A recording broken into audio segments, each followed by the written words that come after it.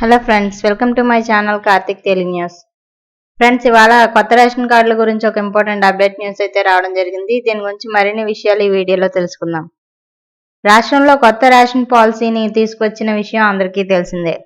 అయితే ఈ విధానంలో కొన్ని తప్పులు దొర్లాయి. ఇక దీంతో ప్రభుత్వం అలర్ట్ అయ్యింది, కీలక ప్రకటన చేసింది. ప్రజలకు వచ్చే 30వ తారీఖు వరకు సమయం ఇచ్చింది. ఇటీవల రాష్ట్రంలో రేషన్ కార్డుల విధానంలో మార్పులు చేశారు. రేషన్దారులందరికీ స్మార్ట్ కార్డులు పంపిణీ చేశారు. రాష్ట్ర వ్యాప్తంగా దాదాపు 80% కుటుంబాలకు ఈ కార్డులు అందజేశారు. అయితే కొన్ని కార్డుల్లో తప్పులు దొర్లాయి. అక్షర దోషాలు ఉండడంతో కార్డు హోల్డర్లు ఆందోళన చెందుతున్నారు. పేర్లు, వయసు, ఇంటి నెంబర్లు తప్పుగా పడడంతో ఆవేదన వ్యక్తం చేశారు. ఇక దీంతో ప్రభుత్వం అప్రమత్తమైంది.